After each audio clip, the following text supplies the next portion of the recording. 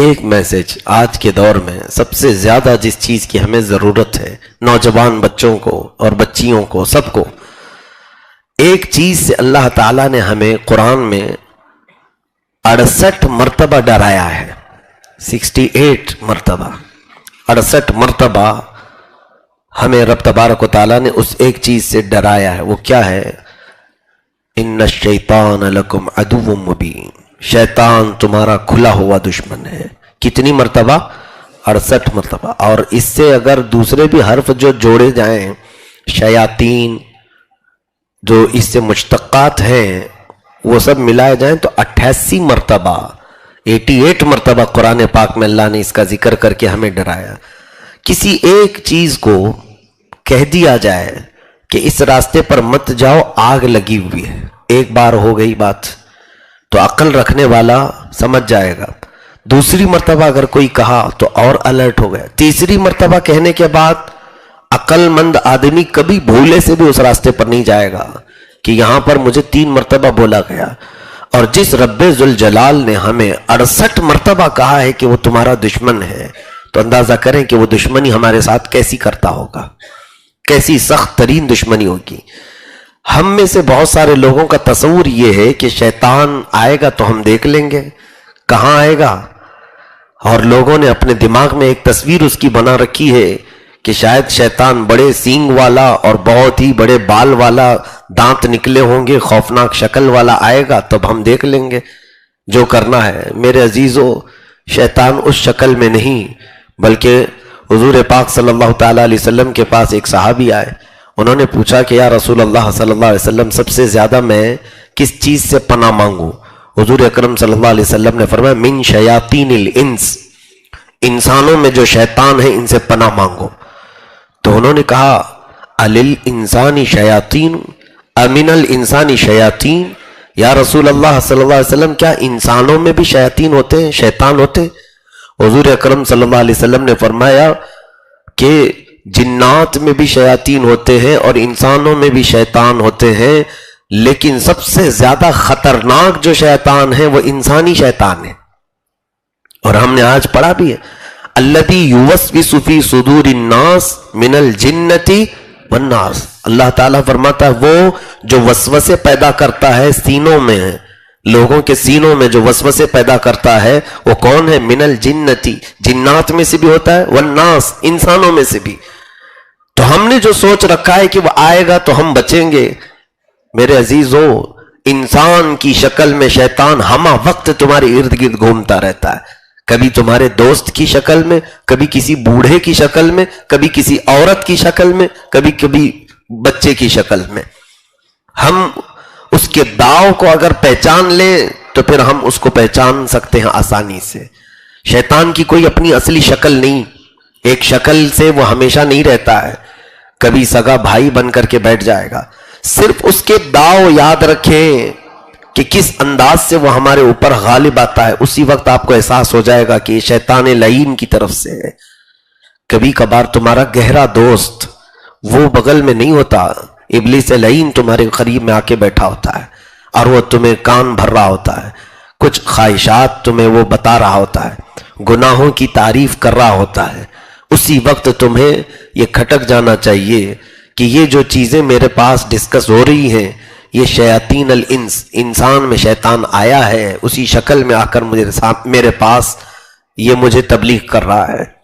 عزیزان گرامی، قرآن کہتا ہے الشیطان یعدکم الفقر ویأمرکم بالفحشاء، شیطان تمہیں محتاجی کی طرف لے جائے گا اور تمہیں ہمیشہ بے حیائی کی دعوت دے گا، ہمیشہ بے حیائی کی طرف بلائے گا۔ واللہ یعدکم مغفرۃ منہ وفضلا، اور اللہ تمہیں ہمیشہ مغفرت اور فضل کی طرف بلاتا ہے۔ رب تبارک و تعالی ہمیشہ تمہیں اصلاح کی طرف بلاتا ہے۔ ابلیس لعین تمہیں تمہارے گھر سے رات کے وقت اٹھا کر لے جائے گا اور لے جا کر کسی گناہ کے اڈے پر چھوڑ آئے گا۔ اب دیکھیں سورہ حشر کی آیت ہے کمثل الشیطان اذ قال للانسان کفر فلما کفر قال انی بریء منک، شیطان کہتا ہے انسان سے کفر کر، کفر کر۔ اللہ تعالیٰ قرآن میں فرما رہا ہے شیطان کیا کہتا ہے؟ کمثل الشیطان اذ قال للانسان اکفر، کفر کر. تو جب بندہ کفر کرتا ہے یعنی اللہ کی شان میں توہین کرواتا ہے ابلیس لعین، یا پھر اسلام کی شان میں بکواس کرواتا ہے، یا نبی کونین صلی اللہ علیہ وسلم کی ہرزہ سرائی کرواتا ہے، یا پھر قرآن عظیم کی آیات بینات پر کوئی نہ کوئی مذاق کا معاملہ پیش کرتا ہے، تب پھر جب یہ بندہ کافر ہوتا ہے تو یہ شیطان کیا کہتا ہے؟ فلما کفر قال انی بریء منک. وہ کہتا ہے کہ میں تو تیرے سے بری ہوں، میں نے کچھ نہیں کیا، تو نے کیا ہے. اور شیطان خود کیا کہتا ہے؟ انی اخاف اللہ رب العالمین. وہ کہتا ہے ارے میں تو اللہ رب العالمین سے ڈرتا ہوں. یہ ابلیس لعین کے ہتھیار ہیں. وہ جس طرح سے ہم پر حملہ آور ہوتا ہے، آج ابلیس کے لیے، شیطان کے لیے باضابطہ حکومتیں بنائی جا رہی ہیں. میں نے اس سے قبل بھی یہ بیان کیا ہے، آج پھر تمہیں الرٹ کر رہا ہوں. آج کا میسج یہی ہے شب قدر کا. دنیا میں آپ کو معلوم ہے کچھ تنظیمیں ایسی بنائی جا رہی ہیں جو صرف اور صرف شیطان کی پوجا کرنے کے لیے، شیطان کی عبادت کرنے والے. ہر قوم، ہر مذہب ان کو نکار چکی ہے. عیسائی بھی ان کا رد کرتے ہیں، یہودی بھی ان کا رد کرتے ہیں، لیکن ایک قوم ہے یہ یہودیوں سے نکلی ہوئی، ان کو عربی میں عبدۃ الشیاطین کہتے ہیں اور انگلش میں ڈیول ورشپرز. یہ شیطان کے پجاری. یہ ان کا کام صرف اور صرف یہ ہے کہ ہر قوم کو ان کا عقیدہ توڑا جائے. یہ صرف اسلام اور مسلمانوں کے دشمن نہیں، عیسائیوں کے بھی وہ دشمن ہیں، یہودیوں کے بھی دشمن ہیں. جس کے ہاں کوئی دین اور عقیدہ ہے اس کے وہ دشمن ہیں. کوئی آسمانی کتاب نہیں ہونی چاہیے. اور ان کے پلانز اگر میں آپ کو بتاؤں، شیطان کے پجاری یہ مٹھی بھر ہیں. فری میسن کا نام سنا ہوگا آپ نے. یہ سب تنظیمیں وہی ہیں. اور بوہیمیا نام سے ایک تنظیم بنی ہے جس میں بڑے بڑے سیلیبریٹی ہیں، بڑے بڑے وقت کے نیتا یا پھر فلم سٹار اس کے ممبرز ہوتے ہیں. اس کی انٹری فیس بہت ہائی فائی رکھی جاتی ہے. یہ کیا کرتے ہیں؟ نہایت ہی غلیظ کام. ان کے پلان اگر میں آپ کو بتاؤں، یہ چاہتے ہیں کہ انسانیت کی نشو و نما کو ختم کر دیا جائے، فیملی سسٹم ختم کر دیا جائے. ایک طریقہ جو ہے ہمارے درمیان، ہماری نسلیں کیسی بڑھتی ہیں؟ ایک مرد ایک عورت، دونوں کا نکاح ہوتا ہے، دونوں زندگی گزارتے ہیں، بچوں کی ولادت ہوتی ہے. یہی تو طریقہ، ایک فیملی سسٹم ہے. اور ہمارے ہاں ایک شوہر اپنی بیوی سے محبت کرتا ہے، بیوی اپنے شوہر کی راہ تکتی رہتی ہے. ماں باپ کا تصور ہمارے ہاں ہے، بچوں کو ابا اور اماں کہنے والا ماحول ہمارے پاس ہے. لیکن یہ ڈیول ورشپرز جو ہیں، شیطان کے پجاری، ان کو سب سے زیادہ خطرہ اسی فیملی سسٹم سے ہے. وہ توڑنا چاہتے ہیں کہ یہ فیملی سسٹم نہیں ہونی چاہیے. باپ کون ہے وہ بچے کو معلوم نہ ہو، ماں بچہ پیدا کر کے آوارہ ہو جائے، پھر کسی کے پاس جائے. یہ کام انہوں نے یورپ میں کیا ہے میرے عزیزو. آج 50% سے زیادہ وہاں پر فیملی سسٹم خراب ہے. بچے آوارہ ہیں، ان کا کون باپ ہے انہیں معلوم نہیں. اب تو وہاں پر آپشن بھی رکھے گئے ہیں، باپ کا نام لکھنا کوئی ضروری نہیں. اور ماں ایک بچہ پیدا کرنے کے بعد اگر اس کی پرورش نہیں کر سکی، کسی اور کے ساتھ چلی گئی، پھر اس کے ساتھ. حد تو یہ ہے کہ وہاں شادی کا تصور بھی ختم کر دیا ان لوگوں نے. شادی کوئی ضروری چیز نہیں، ساتھ میں رہو، اگر جم گیا تو ٹھیک ہے، نہیں تو الگ ہو جاؤ.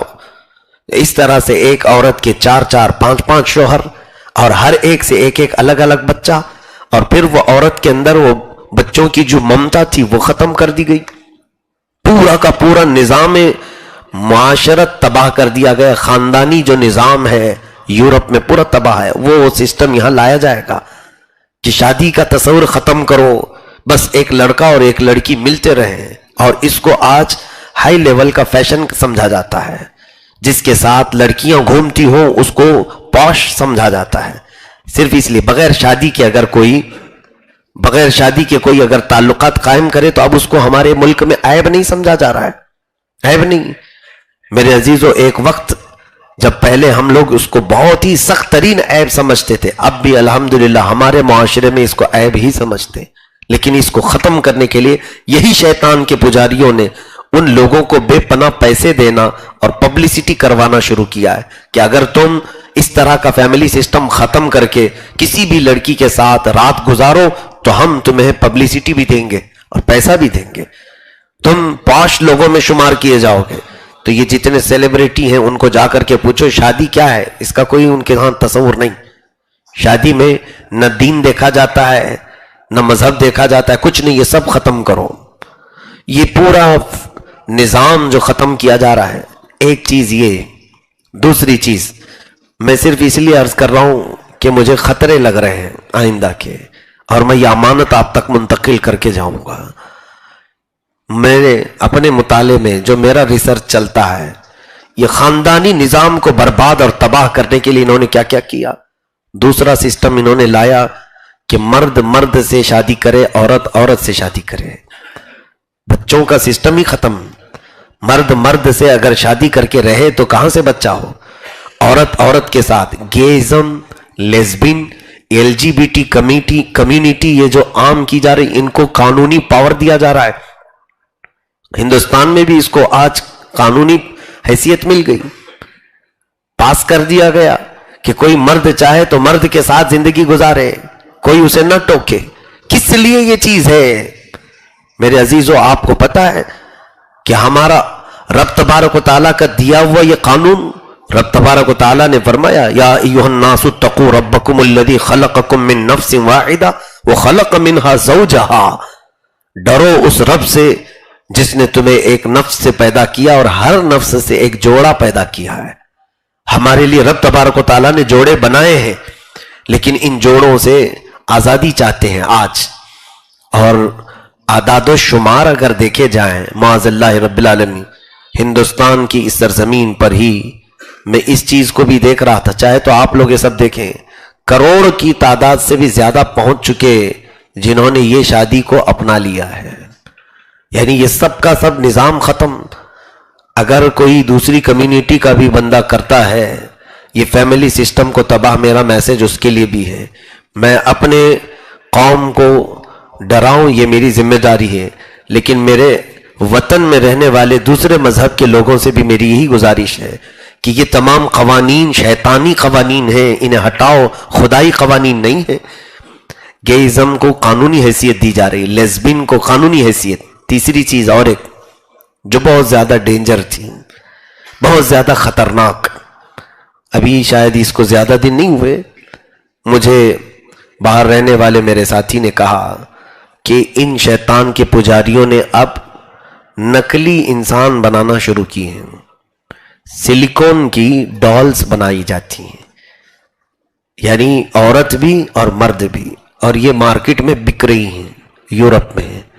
اور ربر سے بنائے ہوئے بڑی خوبصورت عورتیں ہیں، ربر سے بنی ہوئے بڑے خوبصورت مرد۔ میں نے پہلے پوچھا کیا یہ اتنی بڑی بڑی گڑیا کاہے کے لیے؟ کہا کہ یہ مارکیٹ میں بیچے جا رہے ہیں، جس کو عورتیں مرد خریدتی ہیں اور مرد عورتیں خریدتے ہیں۔ کہا ان کے ساتھ ویسی ہی زندگی گزارتے ہیں جیسے ایک عورت اور مرد کے ساتھ ہوتے ہیں۔ کہا وہ ربر کے ساتھ؟ کہا ہاں، مرد یہی سوچتے ہیں کہ کہاں عورتوں کے وہ ساری چیزیں ہم برداشت کریں، یہ سلیکون کی ہے، اور جیسا شیپ چاہیے ویسا ہم کو چاہیے۔ حیرت ہو گئی، میرے رونگٹے کھڑے ہو گئے کہ شیطان کہاں تک داخل ہوا۔